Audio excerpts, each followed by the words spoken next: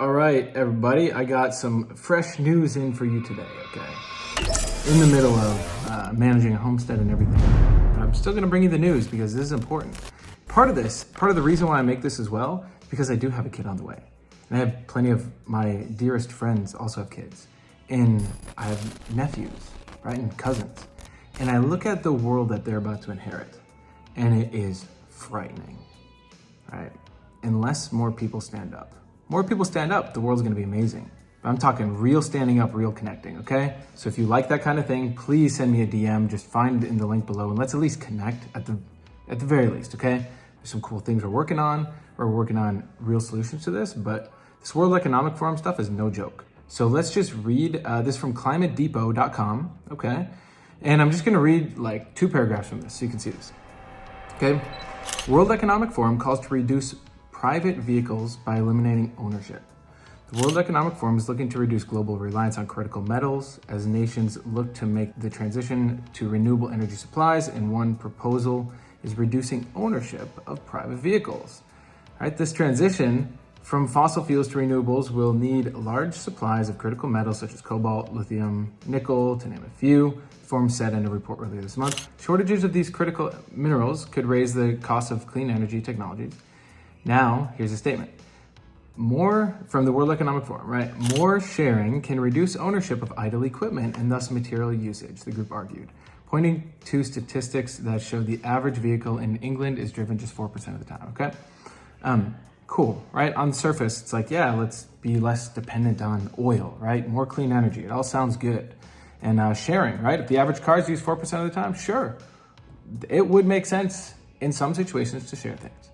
But also, right, there's a push right now towards not owning anything, not owning your home, not owning your vehicle, right?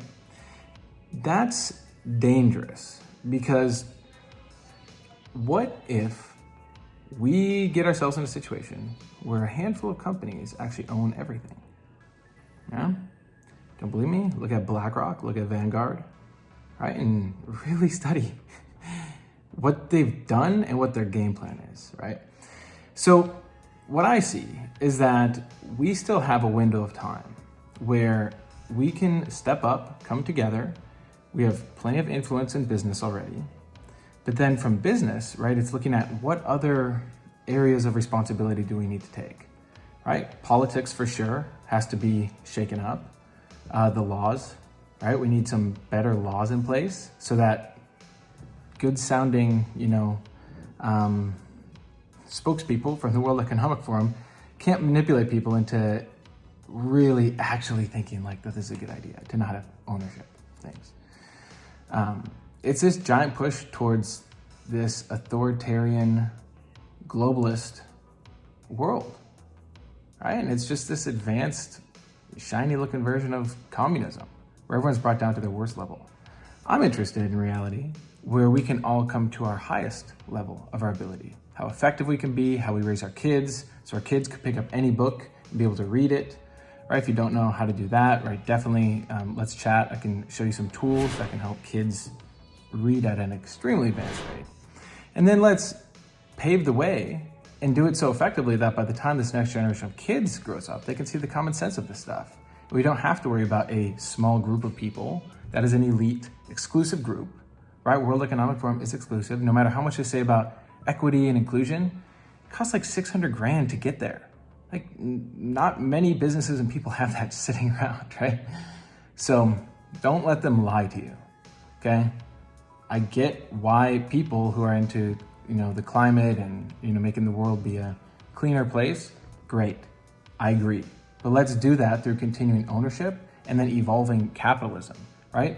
I still like capitalism. At the end of the day, it's good, right? You provide value, you do it better than everyone else in the marketplace, you get paid for it. But let's also evolve this so that we can take into account really the fact that AI and automation is about to disrupt over 50% of the jobs in the next few years.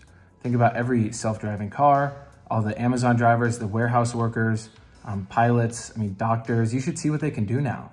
Or with robotic surgery, it's ridiculous. You could have a doctor on the other side of the world and they can do surgery for someone because they can basically hook in and then manipulate the machinery. I mean, this is stuff that's been out for years. Like, there's a lot. So if you like this kind of stuff, you like to talk about the future and how we can actually create a better future, I'm looking for people that are real with this, right? Not these people that are looking at, oh, Elon Musk is my savior and that kind of thing. It's like, no, there's no saviors like that. It's all of us taking that responsibility. So you'll see more stuff being pushed by the World Economic Forum. You'll see Klaus Schwab come out with more of his bold statements, like everybody should get the injection, right? Otherwise it's unsafe to go back to work. And he's just openly spitting his agenda. Like, he's trying to put it into place. But he's just a person. World Economic Forum is just a group, right? They do have power, they do have influence in systems. However, there are other ways, other solutions to make yourself, your business, your community, if you have family, your kids, right? Partner, and be able to really evolve, like really get to that next level. And that's what I'm interested in. That's what I do, right? So I hope this news was helpful to you, right? ClimateDepot.com, right? World Economic Forum. Yeah, it's a big push, but you got to be able to read between the lines with this, and this push towards, hey, don't own anything, you'll be happy. And if you want clear proof of this, look on Forbes. The World Economic Forum published an article about this. 2030, welcome to 2030, where I own nothing and I've never been happier. That is bullshit. That is bullshit. And I'm not allowing that world to manifest. I'm not going to allow my kids to inherit that world. All right, so if you want to stand up and actually have a life worth living where you're dealing with reality and we're going to create the most awesome reality, reach out. Let's connect. All right, see ya.